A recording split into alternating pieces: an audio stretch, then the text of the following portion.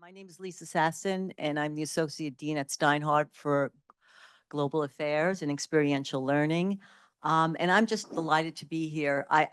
The timing of this conference couldn't be better, I think. And it's just so exciting to sit in an audience and all speak the same language and all have the same interests. So I want to thank Carol Ann Spreen and Dana Birdie and all the other faculty and all the students for making this conference possible. It's great. So we're going to begin this session with what has become quite a challenge in international education. As we all know, there's many challenges, not only in terms of budget, visas, and the political situation.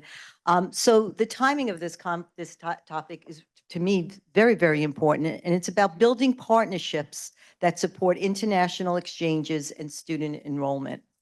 And the panel will describe how U.S. colleges and universities can or should partner with government, private, and non-government agencies and organizations, as well as schools and universities in partner countries, to effectively increase international student enrollment and improve opportunities and experiences for students and professionals in other countries participating in international exchange programs. And we have a wonderful panel, and I'd like to introduce each of them. Each of the panel members will present or discuss their session, and then we'll open it up to questions. So the first speaker is very well known to the NYU community. It's our one and only Eric Dietrich, who is now at NYU Abu Dhabi. He's the Vice Provost for Undergraduate Education. Our next speaker after will be, Dina Suggs is supposed to be here. I guess she's running a bit late.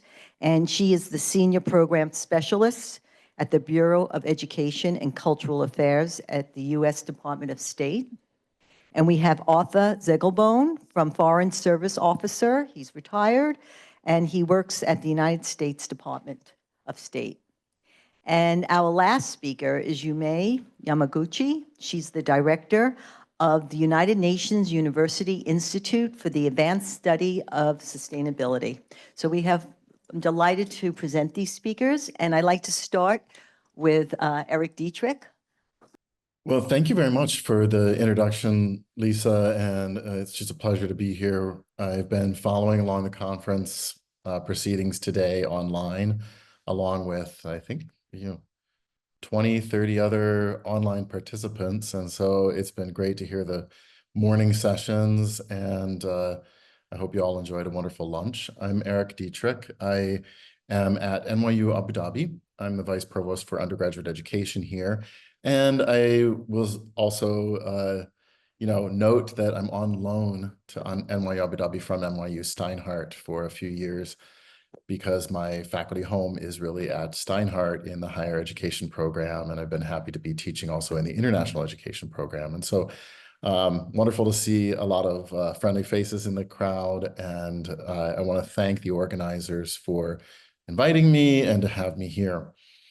My comments tonight, I want to kind of bring a perspective that was raised near the end of the last panel's session, and that we're starting to talk about exchange outside the United States and some things that take place without the United States involved. And so I'm not going to talk so much about enrollment because that's not really my area of specialization, but talking about partnerships to increase international exchange is really where I'm going to focus my remarks.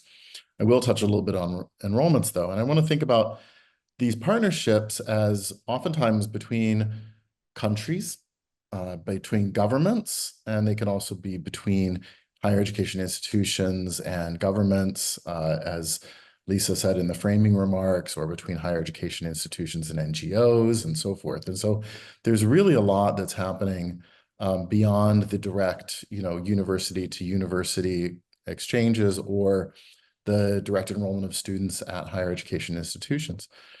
And first, I'd just like to talk a little bit about sort of what we might call South-South, global South-South exchanges. One thing that I'm really interested in, fascinated by, and where there's an increasing amount of research going on are, those international students who are not coming to the United States. So for example, students from the continent of Africa. The Carnegie Foundation has a Carnegie Africa project, and in their last data, which is from 2020, they tracked the students from the continent of Africa who are studying elsewhere in the world. And what they find is that France is the #1 destination with about 126,000 students. But right after that is China, 81,000, followed by the United States, 48,000, Germany, 36,000, the UK, 33, the United Arab Emirates, where I am right now, 30,000 Africans are studying here, and Canada, same number, 30,000. So if we look at that in another way, the number of Africans who are studying in China right now is greater than the number in the United States and the United Kingdom combined.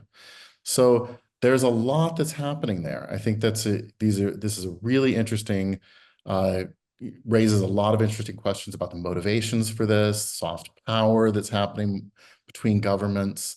Why are governments providing scholarships for students to study in their home countries, or providing incentives, being welcoming, and so forth? What's the value proposition for the students too? What is it that they're looking for? You know, I don't think any of these students who are going out of their country to study are naive about why they may be invited or what it is that they have to gain. I think that they really are looking for their best interests.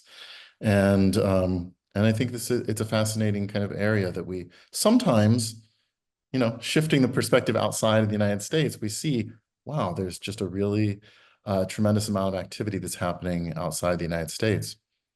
I was recently in Ethiopia. I was there in January and then June as a Fulbright specialist, and I was collaborating and consulting with their Ministry of Education and their higher education institutions on how they can become more international and how they can have, first, of course, many of them want more collaborations with US institutions, but in a sort of scan of what kind of internationalization those Ethiopian universities are doing, I was very interested to find out that they're opening branch campuses.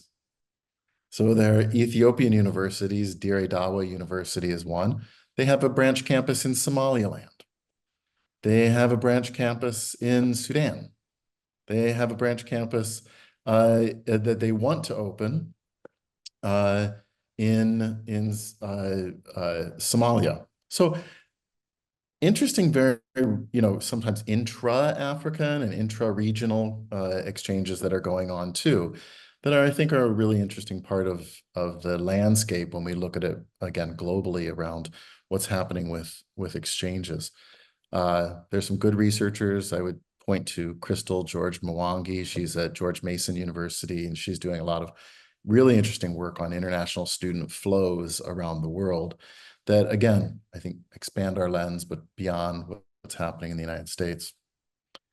But I'd like to talk a little bit more about, you know, one of the key partnerships for NYU, which is where I am right now at NYU in Abu Dhabi. So this is a partnership founded as a partnership between our institution, NYU, and the government of Abu Dhabi. And I think that when it was first conceived, we thought a lot about what it would mean to have exchanges between the United States and the Middle East. And there was a lot of talk about how we could kind of come to better understanding through international exchange and through higher education collaborations. But sometimes I think they show up in interesting ways. So I'll give you a couple quick stories. One is that I was at a freshman orientation session. We call it Marhaba, which means welcome. And after I gave some remarks, I walked outside and two students came over to me and they said, wow, we really loved what you were saying. And I just kind of struck up a conversation with them. Two female students, both wearing shaylas and abayas, and I thought they were local students. As I talked to them a little bit about, you know, what they were, why they came to NYU Abu Dhabi and so forth, I wasn't hearing any accent. And I said, where are you from? And they both said, Minnesota. They said, we're from Minnesota, just outside Minneapolis. You know, we've Somalian Muslim Americans, and this was the perfect place for us to study once we heard about it. So, you know, and we see this we call them visiting students, but they're basically study abroad students from New York who come to NYU Abu Dhabi. We're finding a tremendous number of students of color, Muslim American students, and also students from our campus in Shanghai who are coming again to our campus in Abu Dhabi for their study abroad experience for a semester or a year. And so already it's playing out in ways that I don't think many of us predicted when we just thought there would be exchanges between the United States and the UAE. I'll give you another example. A student I've gotten to know fairly well, he's a sophomore right now. His name is Paul. He's from Kenya. Paul came from Kenya to the UAE to study at NYU Abu Dhabi. And lots of students at NYU Abu Dhabi are not from the United States. I said, so I've been checking in with him regularly and saying, what are you doing? How are your studies going? Great, he tells me, I'm going to NYU Prague in the Czech Republic. I'm really excited about that. That's my J-term course. And then after that, he's going to come for a semester to NYU in New York because he's studying engineering and he can spend a semester at NYU in New York. So now we have Kenyans coming to NYU in New York in ways that, you know, he's not a Kenyan student who applied to come to NYU in New York. He's a Kenyan student who came to NYU Abu Dhabi, but he's going to be in New York. And that's part of the fabric and the interesting texture of these cultural exchanges that we're having that are growing. I'll give you just a couple highlights about the student body at NYU Abu Dhabi. I think it's super interesting. Here are the top 10 countries from which they come. The United Arab Emirates is number one. We have the largest percentage of students are from the UAE, just about 20%, followed by India, the United States, Pakistan, China, Jordan, Kazakhstan, South Korea, Bangladesh, and number 10, Uzbekistan. So again, these are countries that are not necessarily highly represented in the United States, but these are students who have chosen to come to a US university, partly because it's not based in the United States. And for some of them, they would have many more visa issues or perhaps, you know, Sharif could tell us more about that if they were trying to come to the United States, but they're coming to NYU and Abu Dhabi, and they're really flourishing. 24% of our students are first generation students to college. And I think that's a really tremendous number. And again, those students are from all around the world. And one final thing I'll say about this sort of interesting part of the phenomenon of what's happening at NYU Abu Dhabi is that our faculty come from all over the world. So in my position now, I'm actually engaged in a lot of conversations with our faculty about what it means to be teaching at an American liberal arts college with research, or liberal arts university really, based in this country. And when I do a show of hands at our faculty meetings, I'll often say, how many of you have a degree from a US university or studied at a US university? 30% maybe. 30% of hands go up. We have a lot of faculty who come from other parts of the world who have never experienced US higher education, who have never taught in a seminar-style classroom, what we might think of as an American-style discussion-based classroom. And so part of the project that we have is to help the faculty meet the students in this kind of context that we think of as American, when many of the students are from the US or American, many of the faculty aren't either. Students have been socialized in different ways around interacting in the classroom, and some of them are comfortable with raising their hands and challenging a professor, and some of them think that this may be offensive, and they're just really, it's a constant work in progress. And I'd say that, you know, for me personally, it's been a tremendous experience culturally and educationally to be here, to get to be part of this. and to kind of shift my lens from New York to another part of the world and to see New York again and with new eyes. I'll stop there. I want to, pass it along to my colleagues, and happy to pick up questions and answers later. But I just think that, I like this kind of lens shifting around what it means to have partnerships that build up educational exchange, and who's involved in that are not just the students, but we as faculty, we as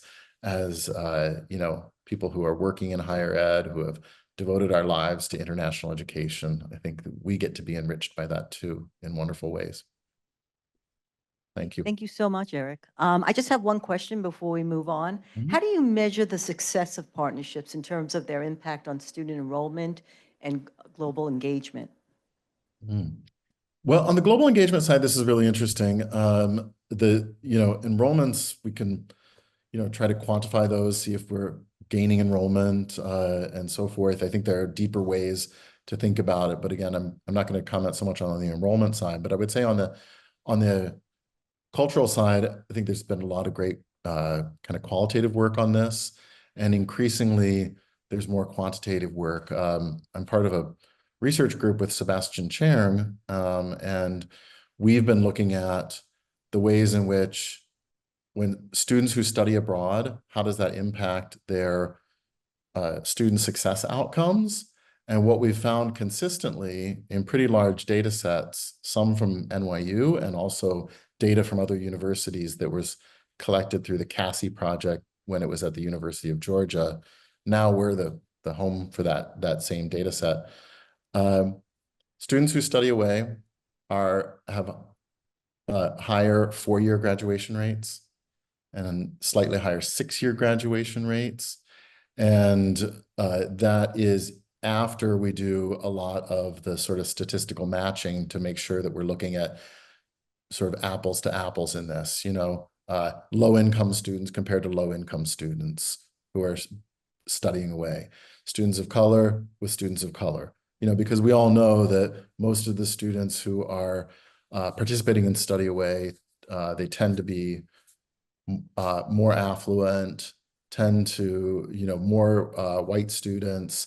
And so we need to control for those factors, but that's one of the ways we're seeing, like, a quantifiable way, the impact. These students are succeeding by one of the key metrics in US higher education, which is our graduation rates. Well, thank you so much. Okay, and now I'd like to pass the next talk to Arthur Zegelbaum. Ms. Yamaguchi asked me initially why in my in the my title in my bio it says State Department retired, and I was hoping that I would split with Dina Suggs, who still works for the State Department, and therefore must pass what she's going to say through some sort of authority, which as a retired person I no longer have to do. So I was assuming that Dina would give you some of the policy and that I'm going to give you pure opinion. My relationship to international exchange goes all the way back to graduation from college, which is years and years ago. I joined the Peace Corps and went to Palau and really understood in the way that you understand when you actually do this. There's no other way to understand it. When you go and live in another culture and you have to get by, that this is a transformative experience. It can be a good one or a bad one. You may say, I never want to do this again, or it may change your life and say, this is all I want to do. Consequently, I went into the Foreign Service, and even running ESL programs, one way or another, I've always been involved in some kind of exchange. One of the things I want to talk about is how sometimes an event or an experience in your life can suddenly reveal to you how things actually work in the world that you didn't know before. One of them is a professional experience that I had in the Foreign Service during the Clinton administration. When the Clinton administration, two things were happening. One was zero-based budgeting. What do we no longer need to do in the US government that we've been doing, but we might as well save the money? The other was, this was the end of the Cold War. and we were rethinking our foreign policy in a way, in an end of history way. When these two things came together, Congress, which signs off on the budget, which creates the budget for the United States, and the Clinton presidency and some right-wing people in Congress said, we no longer need the U.S. Information Agency. I had come into the Foreign Service, not in the State Department, but in the U.S. Information Agency, which in particular ran cultural and educational exchange, the Fulbright program, and everything else we were doing there. The opinion at the time was this is no longer what we need to be doing. The world has changed. We won the Cold War, and we can shrink this agency down and put it into the State Department so that it becomes the Bureau of Educational and Cultural Affairs, which is what we now have. The awakening, I think, that this had been a mistake, that this view of the world, first of all, the awakening came to me, this is how things work. I didn't realize this. As a young officer, I thought, well, what is gonna be? You know, you come to work for this agency is gonna exist. I didn't realize that within a year, people in Washington could say, no, this is no longer necessary, let's take it out of the budget, and it was gone. There was, among those of us who were involved in a lot of crying and upset and supposed pushback, but that's what happened. 9/11 changed things again. I think it was a rude shock to us and said, oh, the world is not exactly what we thought it was, and we'd better get going again on public diplomacy, on exchanges. And I would say that the Bureau of Educational and Cultural Affairs now is probably more sophisticated, more thoughtful, has better programs than we ever had in USIA, but it was the actual experience that the government could snap their fingers like that. Which leads me to think about the changes that are coming up in January and what that may or may not have to do with international educational exchange.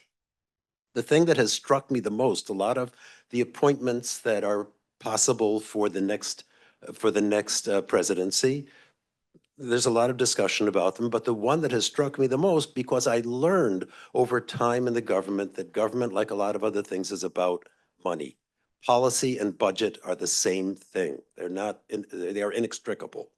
So when the president points to Elon Musk and Vivek Ramaswamy and says we're going to have a Department of Government Efficiency, and they say we're going to be able to cut $2 trillion from a $6.75 trillion budget, they can't do that. I mean, it won't happen, but they will cut something. And in my experience, first things to go in the government, culture and education. So you have to be careful.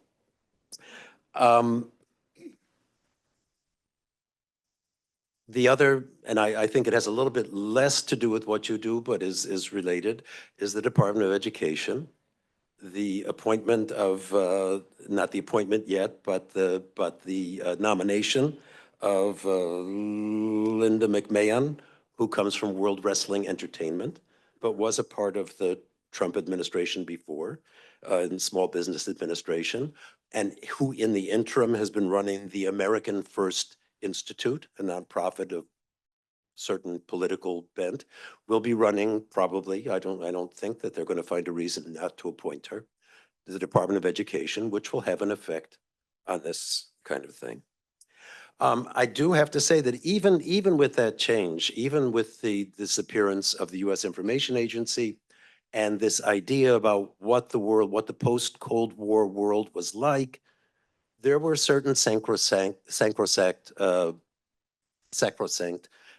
institutions like Fulbright that nobody dared to touch. And I do think that there are certain parts of exchange that will continue.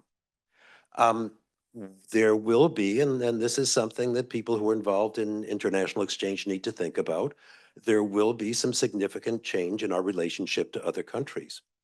The war in Ukraine, I would say within a year will be over. We will have a more transactional relationship with Russia. That may or may not end up having some kind of effect or presence in international student. I hope it does. I wish it did now. A more transactional relationship with Saudi Arabia, with the UAE, possibly with Iran, things will change in our relationship with other countries. Relationship with China will be one of those changes, but I think in the other direction. Chinese, I think it's already been mentioned that the presence of Chinese students at American universities has been going down steadily. Some of it happened during COVID, but even since then, the number of Chinese students has continued to be reduced. There has been since 1979, signed by Jimmy Carter, a U.S.-China Science and Technology Cooperation Agreement. It is still in existence. It allows Chinese to come to various institutions, including universities, to do technological study, and sends American scientists to China to do the same. But it has been under pressure lately. And rather than approving this agreement over the long term, there have been 6-month approvals that have been subject to reapproval. And it's a dangerous situation. There has, on the other hand, instituted during the first Trump administration, a China initiative, this happened in 2018, asking the Department of Justice to investigate Chinese scientists who are doing research in the United States. There have been several trials, several convictions. The initiative was stopped during the Biden administration. He said it had a chilling effect on the relationship, and we're trying to improve the relationship to the extent that we can, and we'll see what happens in a new Trump administration. The third thing about foreign relations that may or may not have an effect on student exchange is our probably, and I'm pretty sure he'll be approved as Secretary of State Marco Rubio, who has been, his opinions on China are pretty well known. He has a very stringent opinion of what our relationship should be. And if you look on his website as senator, he has only 4 priorities as senator. One of his priorities is reinvigorating American exceptionalism. And under that topic, he says, a new generation questioned the inherent good of our nation. Those questions, encouraged by ideological professors and exploitative politicians, now form the foundation of a major political movement in our nation. So we will have a Secretary of State who is, at least in his statements as a senator, is an America firster. And it's just something to consider as universities think about how they're going to go forward with what they do. I mean, it's not a challenge that hasn't been faced before, but there is some feeling that this time it may be a little different than it was in the past. Let me not do this part. There are certain issues that I think that universities and international exchange programs should be thinking about that the government has some effect on and maybe could be convinced that these are areas that would be beneficial to the country. Of the 1 million or so international students who are in the United States, about 1/4 of them are studying STEM areas. They're in some kind of science or technology. Many of you know that the Biden administration passed a CHIPS and Science Act in 2022, which provided money for research and development. But the act was supposed to invest billions of dollars in science and engineering research, but a lot of the money, when they got to budgetary issues, was scrapped. The National Science Foundation budget was supposed to be doubled. Instead, it was reduced by 8%. When you look at technology and what is required to be right at the cutting edge of technology these days, it has gotten much more expensive than it's ever been. To train ChatGPT-3, Princeton University went to its endowment, took $9 million out of its endowment to buy 300 NVIDIA chips so that they could do this. At the same time, Meta, Mark Zuckerberg's company, announced it will have 350,000, not 300, 350,000 of these chips by year's end at a cost of $10 billion. So pure research is becoming more difficult to do because it's gotten so expensive, while industrial research is both taking the money and taking some of the people who might otherwise be at a university to be doing this kind of research. One possible solution, and this has come up for the National Science Foundation, is for the US government to put some money into a national strategic computational reserve so that the government would be paying for some of the technology that's needed by universities to do pure research, and that universities would be able to latch onto these without having to buy the actual technology themselves. It is a temporary measure, and there is a movement in the Senate, and the New York Senator Charles Schumer is one of the people doing this to make this a permanent situation so that the government would be providing access to technology for universities that need it. Immigration is another one.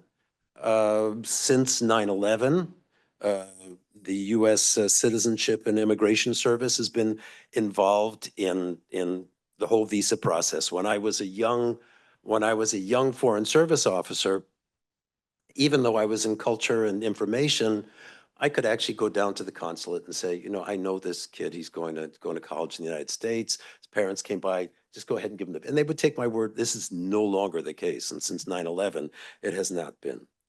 And since COVID, the whole visa process has been slowed down. I'm on the board of an international artist residency in Brooklyn.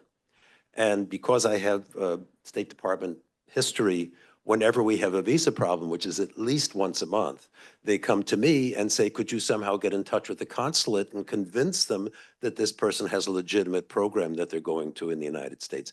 What I get from the consulates, who are working really, really hard, these are good people who know what they're doing, trying to do the best job possible, depending on the country, even countries that don't require a visa, that are on the visa waiver program, there are lines down the street for student visas and other kinds of visas. They are overwhelmed. And the government really needs to be putting more money into this procedure to make it easier to do. And the other issue is after students graduate and are eligible for optional practical training. These are the people we want in this country. Somebody, did you mention this morning that a lot of them are going to Canada? There is an English test. There are a lot of institutions in New York that administer this test that you need to pass in order to go to Canada. The Canadians make it much easier to come into their country. A lot of the people who are taking this test to go to Canada here in the United States are nurses, veterinarians, engineers. Why they have to leave the country, their time here, their legitimate time here is up. It's something that we seriously need to reconsider. So what do you do? I mean, again, it was mentioned this morning that there's NAFSA and there are a consortia of universities that are going to Congress to try and convince them that international student exchange is in the interest of the country, which I believe it is, and I think it's an easy sell. I think right now we're at a cultural moment where things may be more difficult, and there needs to be an effort that's really, really strong and clear and speaks maybe in a conservative voice as well as other voices. There needs to be consideration of what politicians who might not naturally be friendly to this world might want to hear. Some of it is the amount of money that international students bring into the United States, but there are other things too. I mean, China has a Belt and Road Initiative, which we will not imitate. We're not going to be building railroads and ports in Sri Lanka. But we have a university system that is still the best, most appealing, and most attractive in the world. And I think for most politicians, saying we want to keep that reinforced, we want to keep it burnished, we want to keep it attractive, and we want to keep it safe, is something that people will listen to. So I think that there is a job for universities, for students, particularly for graduate students who are thinking, okay, now what is the world going to be like for me? To be going to the people who make a difference in this country, who can be your supporters, who often have been. There are the congressman for District 10, which is NYU's congressional district, is on the committee of the National Security Committee. He has a hand in this. I would guess NYU has gone to him and told him what their interests are. But there are plenty of people that it's possible to go to who will listen and hopefully will be responsive and helpful. So those are the things that have been on my mind. Even though I'm not involved in this as a professional, those are the things I've been thinking about. Great. Thank you so much for sharing. And good news is that Dina Suggs is able to join us. I see she is now on Zoom. So Dina, thank you. If you'd like to continue conversation, please. I'll just quickly introduce myself. I'm Dina Suggs, and I'm technically a senior program specialist here in the Educational and Cultural Affairs Bureau. So I'm based in New York City, and Art is my former colleague, so it's great to hear from him and to hear his sort of thoughts about the whole issue. I have more information just in terms of what the State Department does with respect to Education USA, and a little bit about partnerships, and a bit of information that my DC colleagues who are really focused on education and partnerships supplied to me. So I will profess not to be an expert, but I'll try to answer your questions. And if I can't, I will take your information and would be happy to try to get your questions answered by my colleagues in DC. But I wanted to ask, and maybe Lisa, I unfortunately could not attend today, and I really only heard a little bit of what Art just said. So I don't want to just jump in with a bunch of information. It might be completely kind of irrelevant to this group, but I'm just wondering, are you all familiar with Education USA? Does everybody know what it is and what they do? You know, do we need to just skip over that? Or I'm just trying to maybe show of hands. Are people familiar with what the State Department has set up with regard to Education USA? Any hands? Okay, we've got a hand on screen. Do most people sort of know what it is? I don't know if most people. Why don't you briefly, because a lot of people didn't raise their hands. Okay, so why don't I'll go into it a little bit. As many of you probably know, the Department of State, together with the Department of Education, has issued this sort of statement of principles in support of international education. This is the International Education Week, so happy International Education Week. And it just is a statement that recognizes international students, of course, as a priority for the country. It is a statement that acknowledges the invaluable contributions to academic institutions, to research endeavors, to cultural exchange with the U.S., and also the commitment that the government has to supporting and advocating for policies that promote continued engagement and success of international students and U.S. higher education institutions. Of course, international student mobility is central to innovation around the world, to economic prosperity for all of us, diplomacy, and of course, national security. And so it really is important for us to have this resource, which is called Education USA. And it really serves as a body that promotes the USA as a study destination for international audiences. It provides, accurate and comprehensive and current information for international students. The network's reach has 430 international student advising centers in more than 175 countries and territories. Art's very familiar with this. And at these centers, 500 advisors help keep international students, help them navigate the kind of key steps to applying to U.S. universities, and including researching options, financing studies, which of course can be a really big deal, the application process, demystifying all of that, and of course, applying for what Art was talking about before, the student visa, and then of course, pre-departure orientations. It also provides recruitment resources for all accredited U.S. higher education institutions.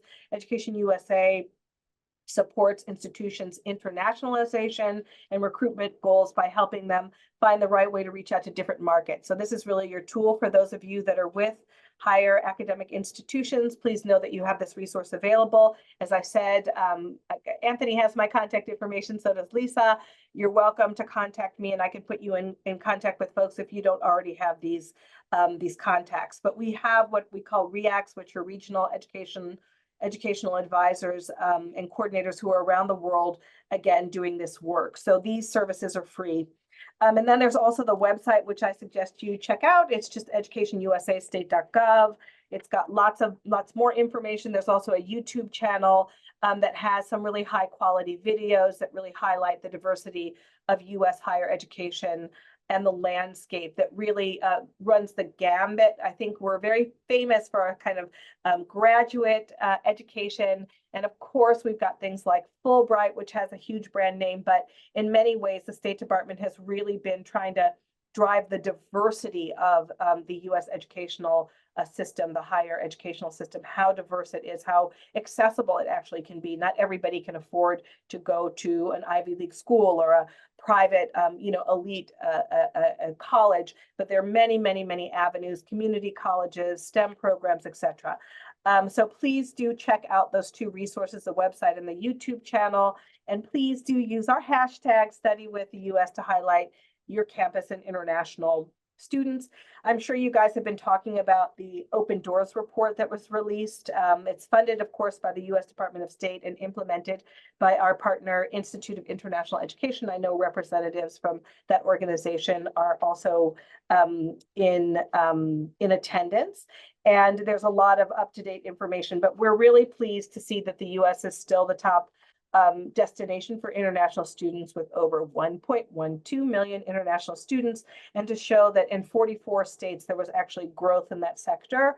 And I think it's important to really emphasize, yes, there's a sort of political component to this. We're, of course, going to have a new administration. But the bottom line is still, there's just no other, especially English language country, that has the kind of richness and diversity of educational options that the United States has. We just have more space, we have more options, we have community college, we have more classrooms. And it's not to diminish what Canada's doing, which is very compelling and interesting. I think there's things that we can learn from all different countries as well. But the bottom line is still just the sheer capacity of the United States still ensures that it has a very important position. And that's not to say that we don't need to continue to work and reach out and ensure that we can receive international students in the way that they need to be received. But I do think it's compelling for any administration to look at the over $50 billion that international students add to the American economy. And that drives the creation of over 378,000 jobs. And these are 2023 points. So it really is a top 10 service sector export for the United States. So just really like closing our eyes and just talking money. This is a really compelling segment. And then with respect to partnerships, of course, we want to support the internationalization, of course, of U.S. institutions. Many that are very resourced, even in New York University and such, already have great connectors to the kind of global scene. They have campuses overseas, but we really hope to see that other kinds of institutions also consider reaching out. We see lots of opportunities, particularly for minority serving institutions. And so, of course, this might have been discussed before, but it's really important to look at, if you're an academic institution here, look at kind of partners with like interests, similar industries that they might serve or be involved with, or that students end up going into, areas of focus that are similar and aligned, even geography and cultural ties. So we see a lot of opportunity, particularly in Latin America, of course. It's really important to look at, of course, the category of public versus private. And I will just again say, minority serving institutions really are really interesting. I just happened to be at Howard earlier this week, but also community colleges that are really rooted in the needs of communities. I live in New York City. I'm based here in New York. And of course, if you go to LaGuardia, There's something about being in a place where no one's really a minority because it's so incredibly diverse. So in terms of just the student experience, no one really is a minority when you talk about some of the community colleges that we have here in New York City. And then, of course, there are hands-on training in technical fields and transfer admission guarantees too that some of the community colleges offer that really lower the cost of education and offer seamless transfer to some of the four-year institutions. I was actually just talking to a colleague of mine who's from Miami. She started out at Miami-Dade and then finished up her BA at Florida International University. So those are really compelling avenues, again, to attract a more diverse body, not just elite, but a diverse body of students. Then, of course, we have the cooperative online international learning and other similar programs that build collaborative programs with U.S. universities. They bring together international offices and students and can lead to hybrid programming.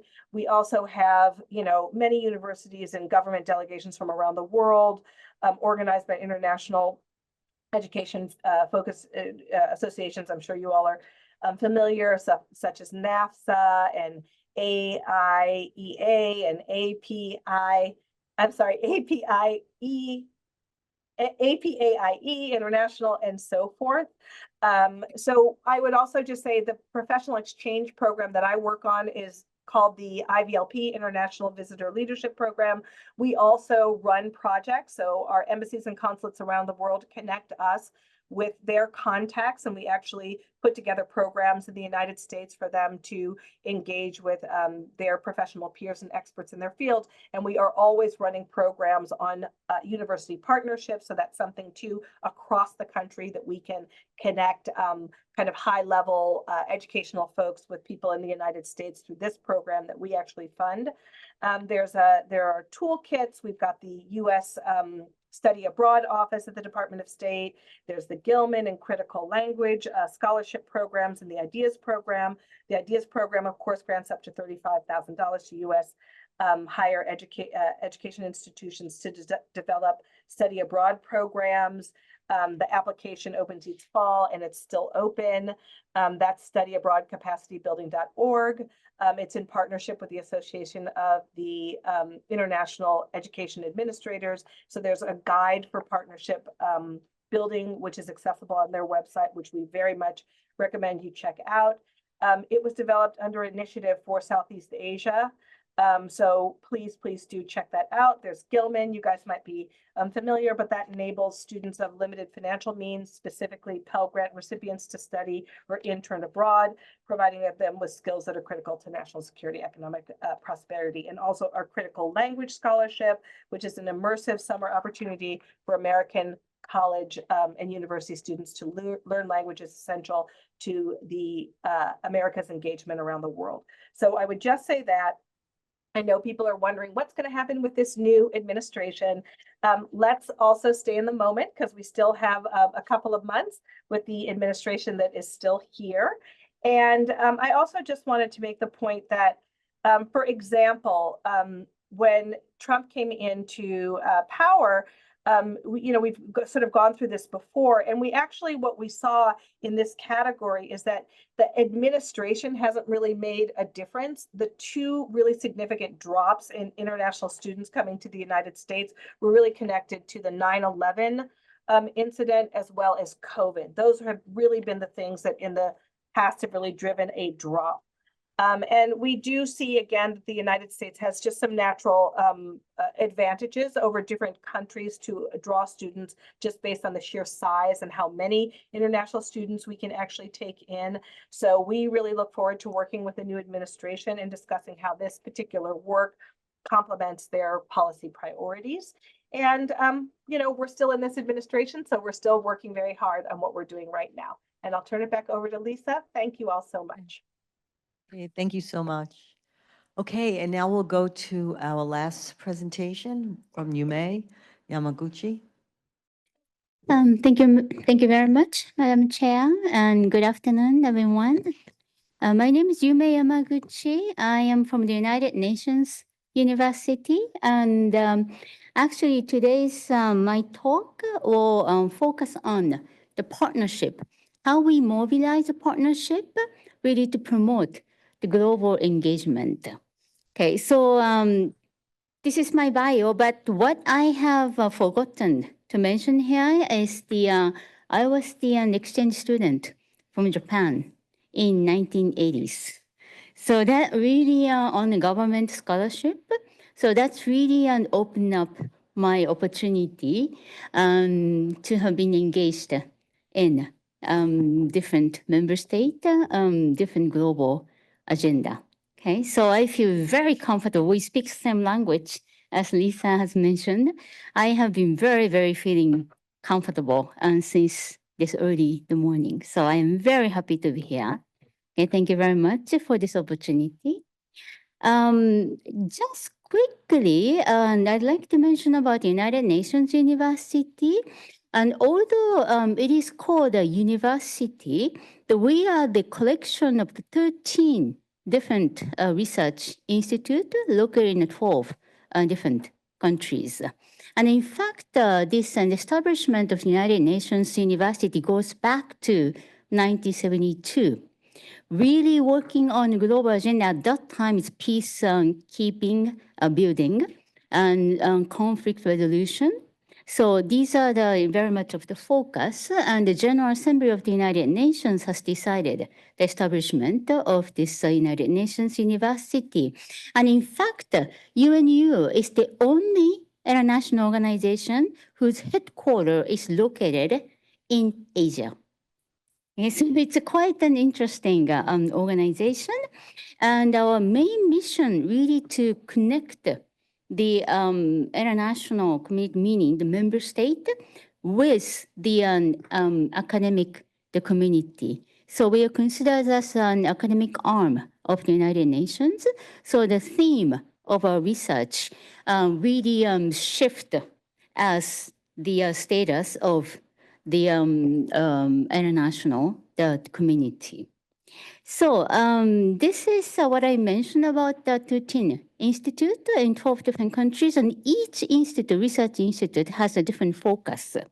So some work on economic development, the other work on migration, other focus on biodiversity and climate change and so on.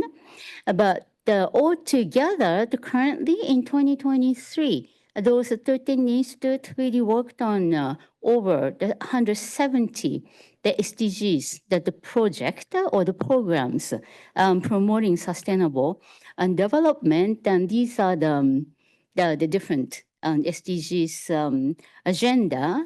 But as you can see, SDG 13, climate action, is one of our focus through our research and education. So my institute, United Nations University Institute for the Advanced Study of Sustainability, we are located in Tokyo, Japan, one of 3 institutes in Asia. And out of 13, 4 research institutes have the postgraduate program, and we are one of them. So altogether, we have about very small cohort, 250 the student, both in master and post, master and doctoral the program. And our institute confer the master's and the doctoral program in sustainability, the science. Just quickly, we have 4 main thematic areas, and we have a different partnership, the networks in those research and engagement.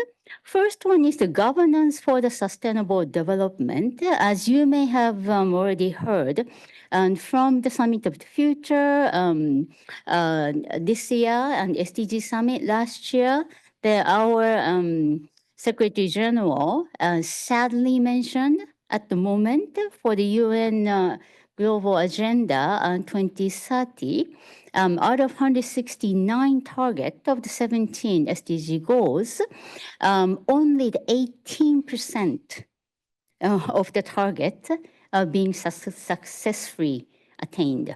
So in order to really accelerate our engagement to promote the sustainable development goals, localization of the SDG is really the key. So we do work with local universities, a lot of local research institutions, and to promote this governance for the sustainable development. And particularly in this area, we work with the Mayors Association in Asian Pacific because our global partnership has to go beyond the student.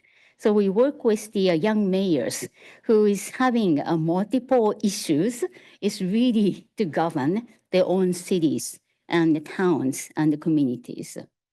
Second area, biodiversity and society. I will be talking a bit about the biodiversity COP later on.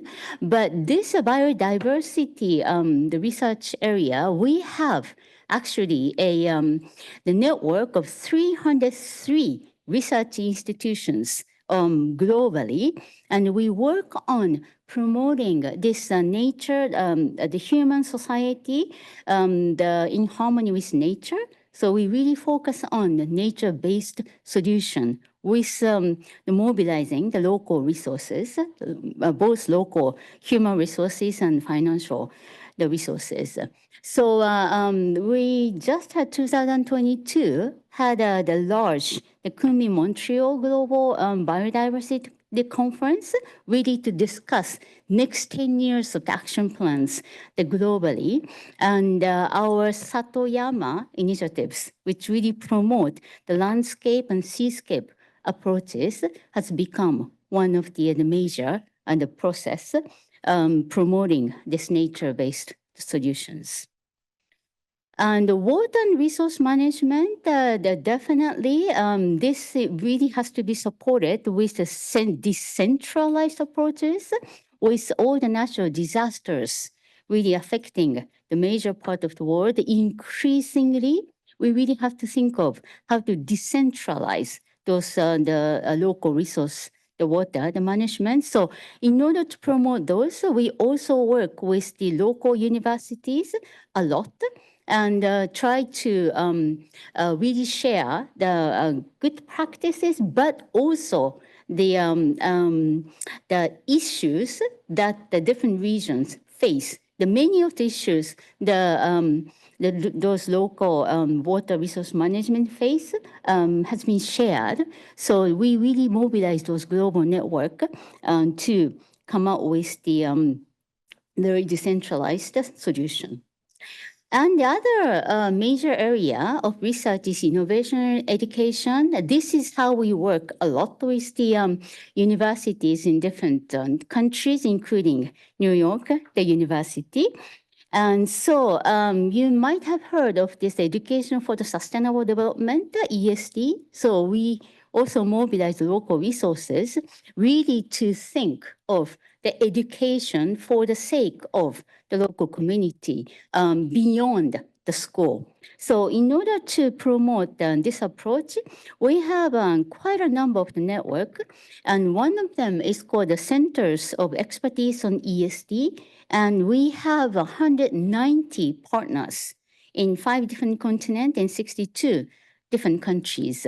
And we do have a regional meetings and global meetings, really promoting the youth, young generation to be engaged in this global agenda.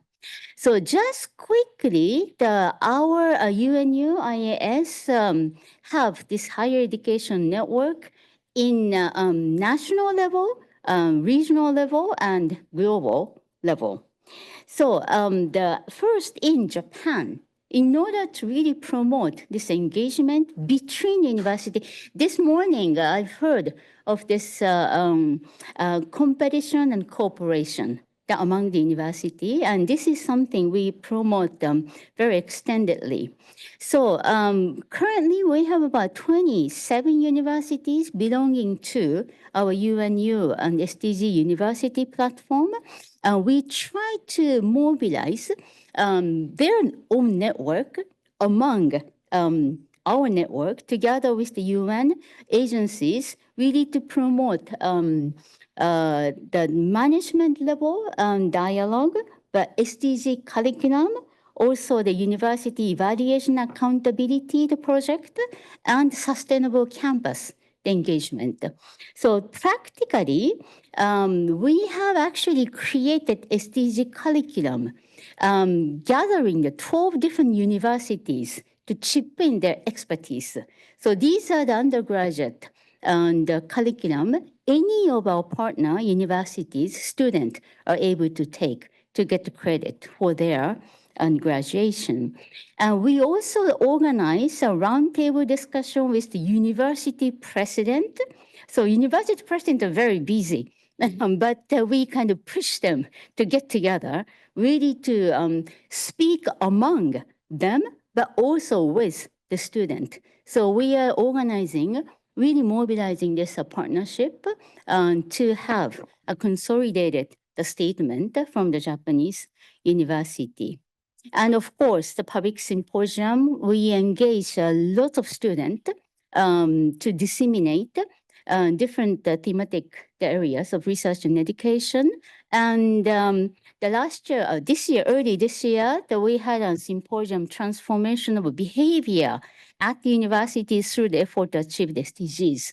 And the student group actually got together, both Japanese and international students, ready to share their engagement at their own university.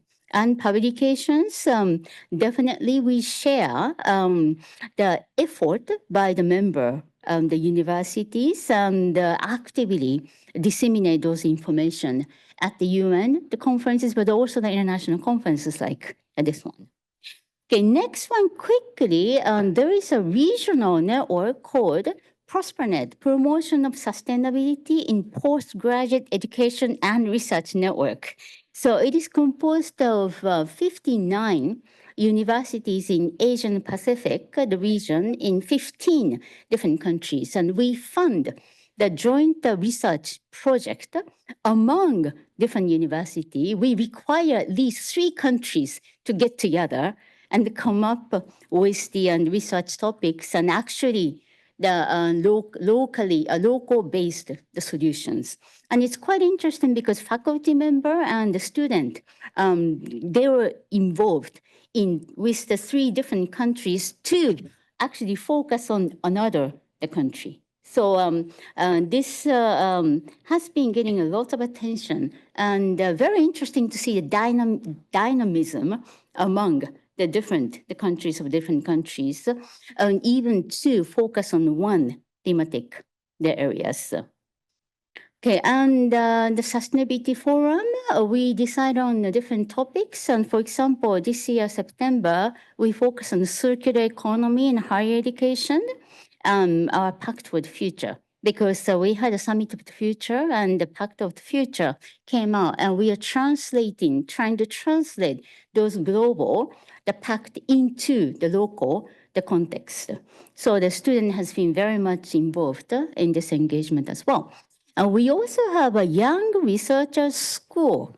So this year's topic is going to be the climate change mitigation, the nature-based, the solution for the climate change mitigation. It's also organized by one of the member, the university, but the student of this 59 universities are able to join this, the young researchers, the school, and it will take place in Sri Lanka and later this year.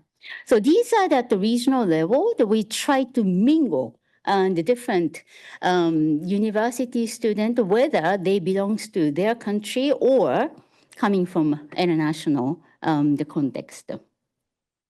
And lastly, and this is in fact the global the engagement we are promoting. Starting this year, the United Nations University has become the co-chair of the university network called the Higher Education Sustainability Initiatives. So currently we have over 1,026 members, and it's really growing. So in order to effectively engage and universities from different regions, we have different action groups focusing on theme, the very important thematic areas, including the redefining role of the higher education And this year, the United Nations University, we decided to create action group on the futures of higher education and AI. Okay, because we really have to be, we have to be aware of pros and cons of using those technology or AI and emerging technology. And it happened to be our new director of the United Nations University is from South Africa, and the former provost of the University of Johannesburg, but he happened to be the expert on AI.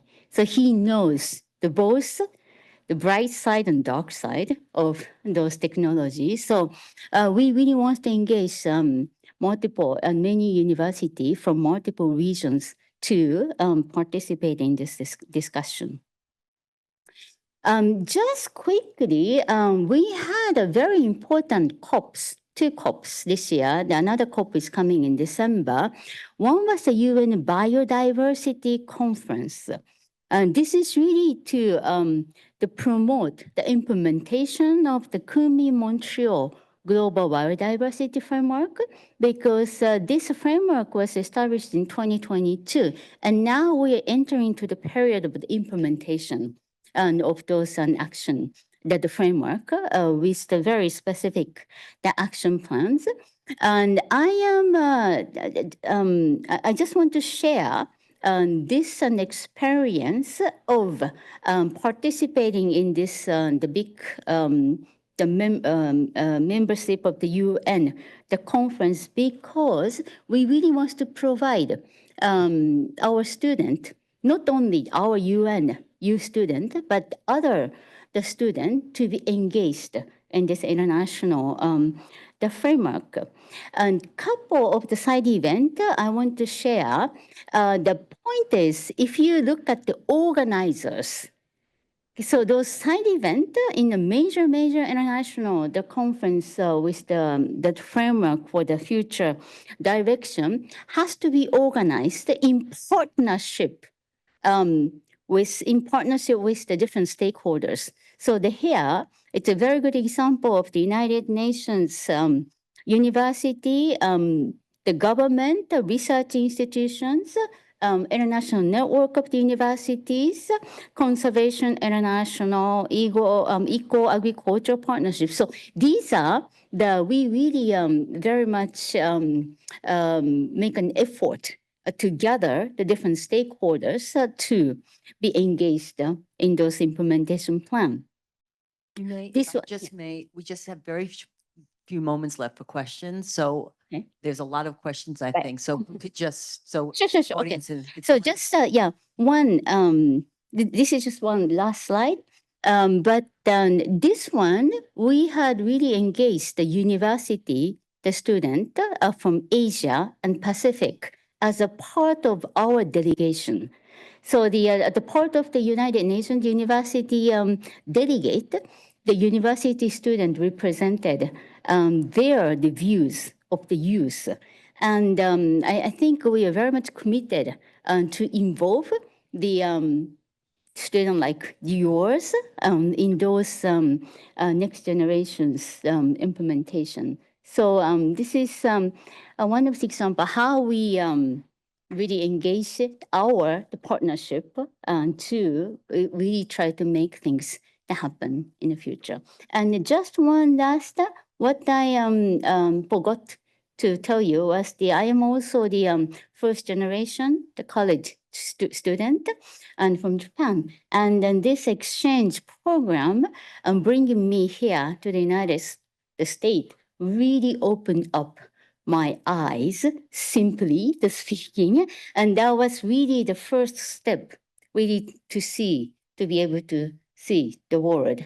And Professor Spring was my colleague, studying together at the doctoral program. She's the reason I survived really to graduate from here. So, and then trust me, those partnership, the academic partnership and friendship really last long. And now we are creating together the program called the Global Leadership Program in Africa. And we'll be representing together next year in Tokyo, organized by the Japanese government and called the TICAT, the really the Tokyo Conference of African Development. This is going to be the 9th year of this global engagement. Definitely, NYU and United Nations University will be working together. Okay, thank you very much. Thank you.